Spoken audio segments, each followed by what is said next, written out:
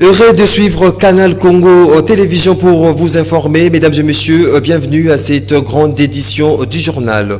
Conférence sur la masculinité positive tenue à Kinshasa ce jeudi 25 novembre 2021 à l'initiative du président de la République Félix Antoine Tshisekedi Tshilombo. Les 6 chefs d'État présents à ces assises se sont engagés dans les approches de masculinité positive pour mettre fin à la violence contre les femmes africaines. Autre détail dans cet élément de Gisèle Olivier-Togo. Galvaniser la masculinité positive pour mettre un terme au fléau de la violence en Afrique, tel est l'objectif que s'est assigné les chefs d'État et de gouvernement prenant part à la conférence des hommes sur la masculinité positive organisée à Kinshasa à l'initiative du chef de l'État Félix Antoine Tshisekedi Tshilombo. La question liée au genre est au centre de cette rencontre en vue d'adoption d'une déclaration finale en guise d'engagement des hommes et particulièrement des illustres participants contenant des stratégies devant mener aux actions concrètes afin de mettre fin aux violences faites aux femmes et aux jeunes filles. Le président de la République, Félix Antoine Tshisekedi, président d'exercice de l'Union africaine, a ouvert la cérémonie en présence des présidents Macky Sall du Sénégal, Nana Akufo du Ghana, Denis Sassou Nguesso de la République du Congo, Faure Gnassingbé du Togo, Paul Kagame du Rwanda, ainsi qu'Hélène Johnson-Sirleaf, présidente honoraire de Sierra Leone, sans oublier des personnalités du monde associatif et des hommes d'affaires. Premier vice-président et prochain président de l'Union africaine dès février 2022, Macky Sall a appelé les chefs d'État africains à peser de leur poids pour faire cesser les violences contre les femmes. Cette conférence inaugurale entre dans le cadre du lancement de la campagne des 7 jours d'activisme contre la violence basée sur le genre. Notez qu'en marge de cette organisation, le président rwandais Paul Kagame et congolais Félix Antoine Tshisekedi ont échangé en tête-à-tête sur les relations entre les deux pays. Parlant de la masculinité positive au cours d'une brève adresse à la presse après le tête-à-tête, Félix Antoine Tshisekedi a indiqué que son homologue Kagame a de l'expérience dans ce domaine. Au Rwanda, dit-il, les hommes et les femmes se partagent 50% des institutions. Clôture, c'est jeudi 25 novembre 2021 des assises d'IRC Africa Business Forum 2021 organisées dans le but de changer sur les opportunités et de faciliter les investissements pour augmenter la part de l'Afrique dans la chaîne de valeur de batteries, de véhicules électriques et d'énergie renouvelable. Ainsi, dans son intervention, la vice-premier ministre en charge de l'environnement et développement durable, Eve Bazaïba Massoudi, est revenue sur les concepts d'IRC RDC, pays solution, et son implication sur la République démocratique du Congo en particulier et en Afrique en général. Doudou Motiri signe ces reportages rendus par Gisèle Olivier-Togo. C'est en vue d'échanger sur les opportunités et de faciliter les investissements pour augmenter la part de l'Afrique dans la chaîne de valeur des batteries, des véhicules électriques et d'énergie renouvelable qui s'est tenue 2 jours durant à Kinshasa, les assises RDC Africa Business Forum 2021, mettant autour d'une table les chefs d'État de pays africains ainsi que toutes les parties prenantes. Intervenant au cours de ces assises, le vice-premier ministre, ministre de l'Environnement et du Développement durable, est revenu sur le concept RDC Pays Solution et son implication sur la République démocratique du Congo en particulier et en Afrique en général. Quand j'ai vu les titres, vous m'avez demandé de parler sur les impacts sociaux, économiques par rapport, et environnementaux par rapport à l'environnement et aux batteries. En fait, on veut parler de la transition écologique ou la transition énergétique. Je m'attendais à un panel où nous devons parler des réalités sociales sur la situation. Placé sous les thèmes développer une chaîne de valeur régionale autour de l'industrie des batteries électriques et un marché des véhicules électriques et des énergies propres, c'est ce jeudi 25 novembre 2021 que s'est clôturé RDC Africa Business Forum 2021. Parlons du programme du chef de l'État, 1 milliard d'arbres d'ici 2023. En tout cas, la vice-premier ministre de l'Environnement, Développement durable, Eve Bazaïba, y tient. Elle a initié dans ce sens une mission conduite par le directeur chef des services reboisement et horticulture dans 5 provinces de la République démocratique du Congo. Doudou Oumotiri, c'est reportage encore une fois de plus. 1 milliard d'arbres d'ici 2023. Ce projet lancé par le chef de l'État, Félix Tshisekedi, se matérialise par la vice-première ministre de l'Environnement et Développement durable, Eve Bazaïba Massoudi.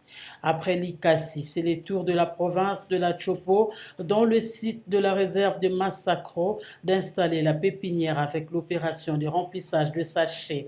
Céline Pembele, directeur-chef de service reboisement et horticulture, indique ici les avantages de ce projet. Les sachets là que vous voyez, c'est une pépinière. Donc ce sont de pépinières.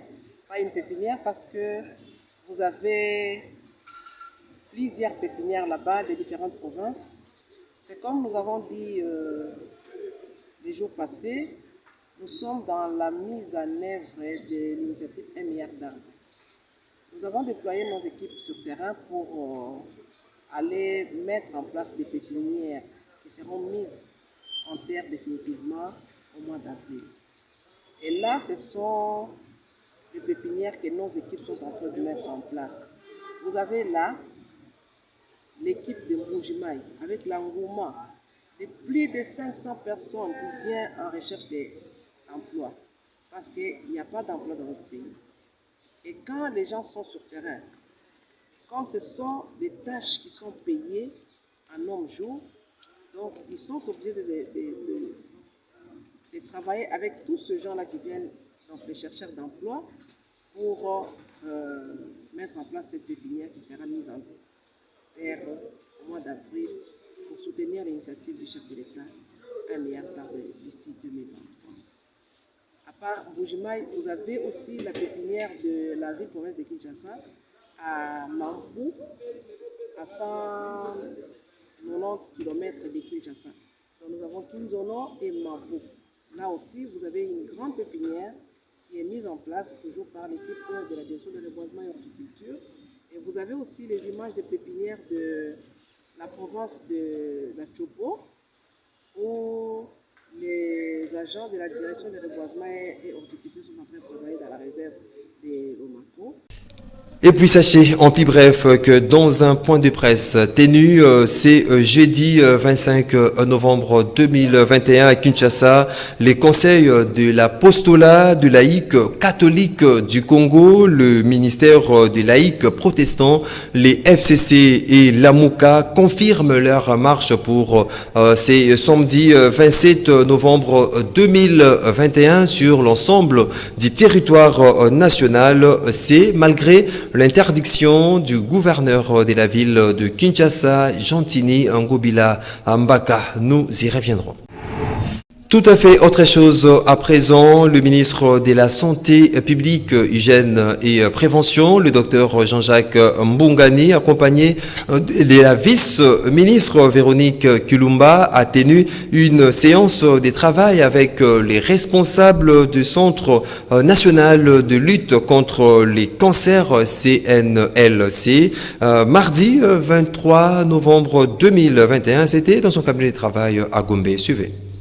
Cette réunion relève d'une importance capitale dans la mesure où elle a permis au directeur du CNLC, Dr Bienvenu Deboisy Massamba et son équipe de soumettre à l'autorité politico-sanitaire les différentes lignes par rapport au projet de partenariat entre l'État congolais à travers son organe technique, le CNLC, et la firme Roche. Ils ont également évalué l'évolution du cancer et les stratégies pour renforcer la sensibilisation sur la maladie, la mission, les actions et autres projets du CNLC sur l'ensemble du territoire national. Nous avons eu cette séance avec l'Excellence, donc le ministre de la Santé publique et Hygiène et Prévention, pour donner à l'autorité les différentes lignes par rapport à la création, par rapport au projet entre l'État congolais à travers son organe technique, le CNLC, et la firme Roche.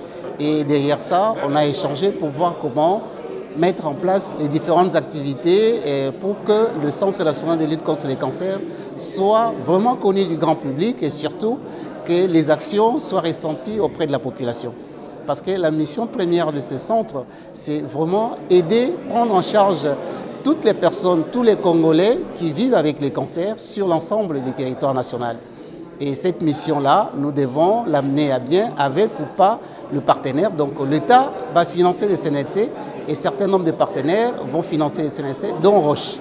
Donc Excellence voulait en savoir, enquérir, avoir une option, disons une vue générale de contrat entre Roche et le CNLC. Pourquoi on ne commence pas la prise en charge?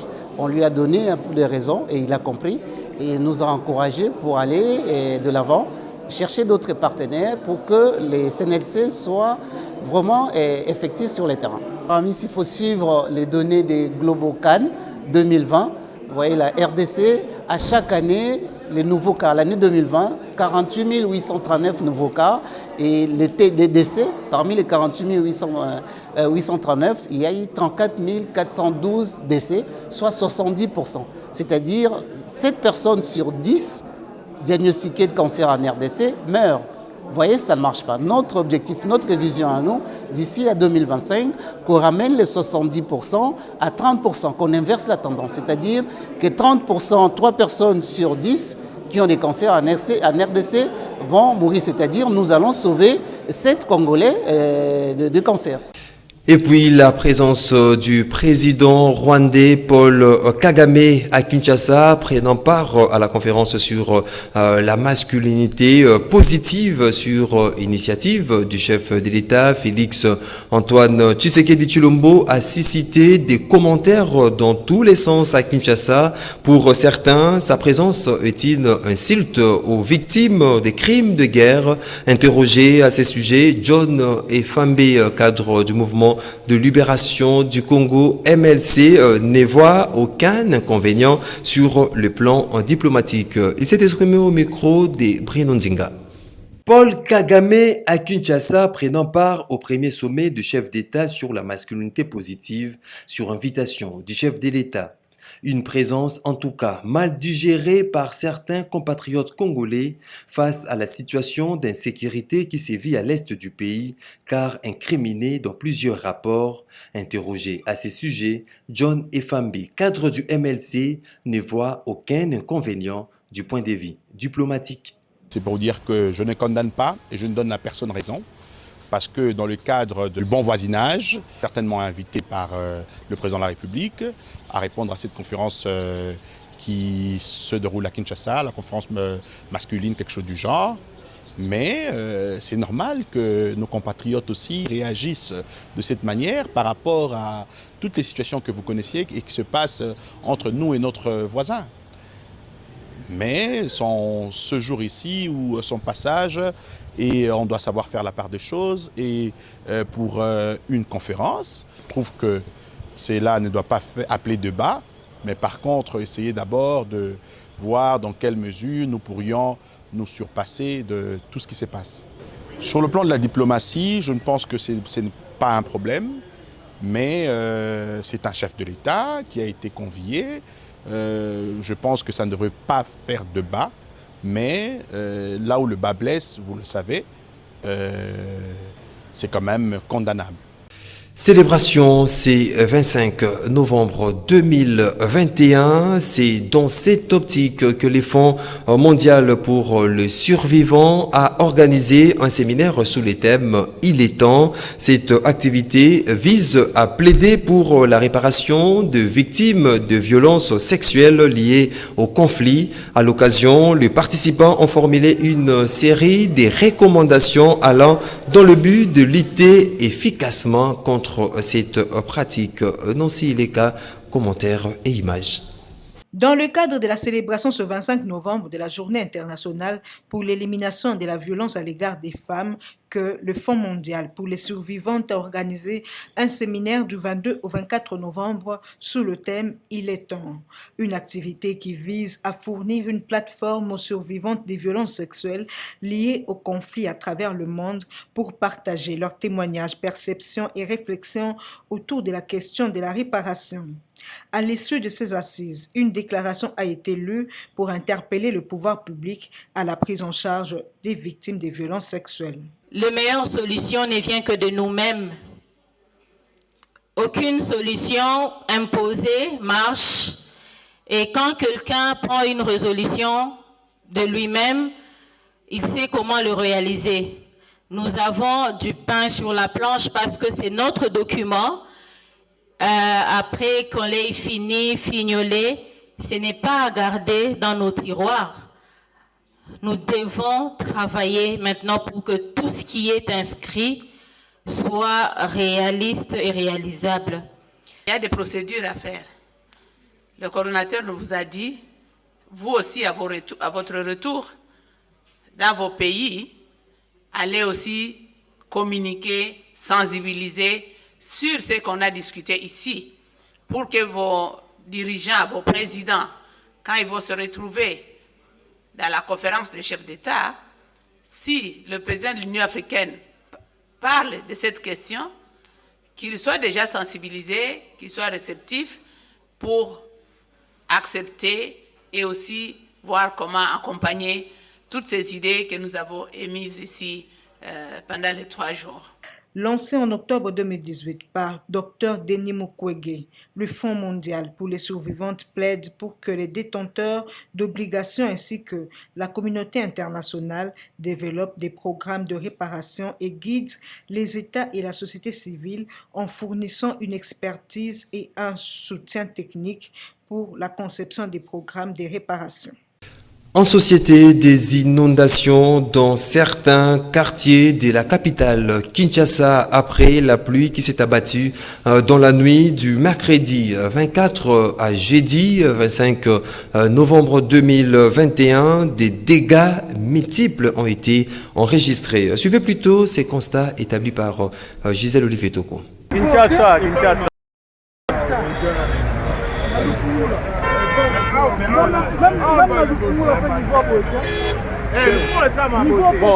Voilà l'image qui présente une bonne partie de la capitale Kinshasa à moindre pluie. Lac artificiel de part et d'autre.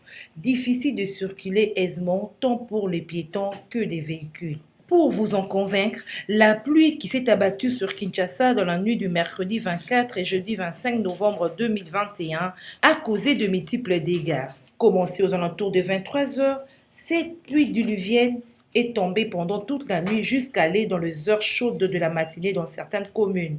Les conséquences observées avancent plusieurs dégâts matériels, entre autres inondations, démolition de certains bâtiments ou des maisons mal construites et vieillissantes. Les avenues Kassaï, Taga, Rwakadingi longeant le marché central dans la commune de la Gombe en sont une bonne illustration, sans pourtant épingler celles de communes de Kalamu, Kasavubu, Kinshasa ou encore Lingwala.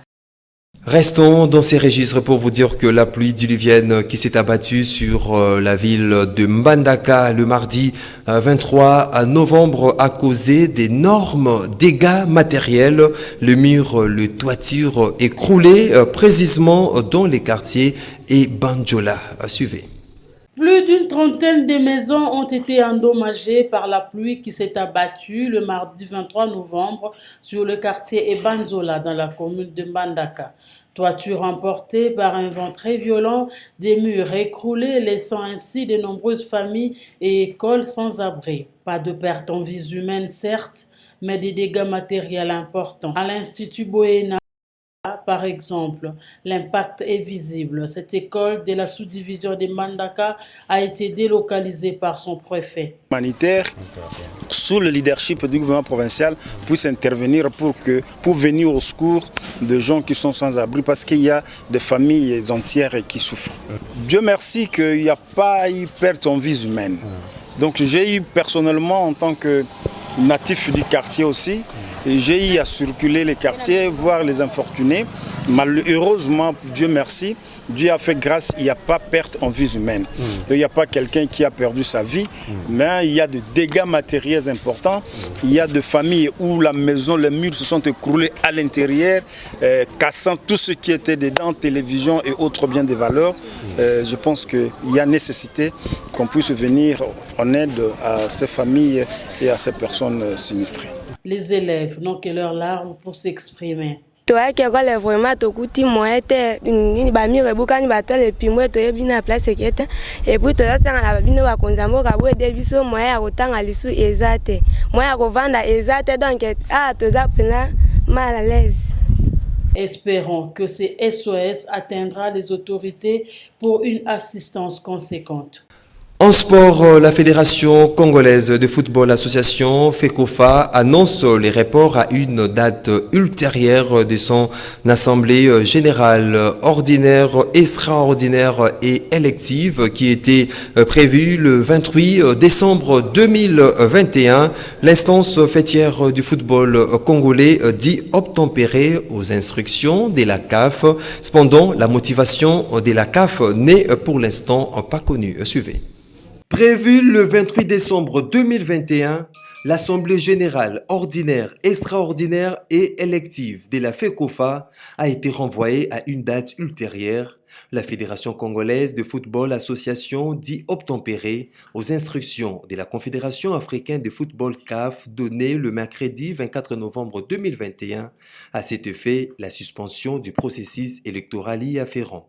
Cependant, la motivation de la CAF n'est pas pour l'instant connue. Selon certaines indiscrétions, laisse entendre que l'instance africaine tient à veiller à la tenue de ces élections, d'où l'élaboration d'une feuille de route commune. Rappelons que le comité exécutif de la FECOFA sera fin mandat le mois de décembre prochain. Voilà qui met fin, mesdames et messieurs, à cette grande édition du journal. Merci à vous de l'avoir suivi et très bonne suite de programmes sur Canal Congo Télévision.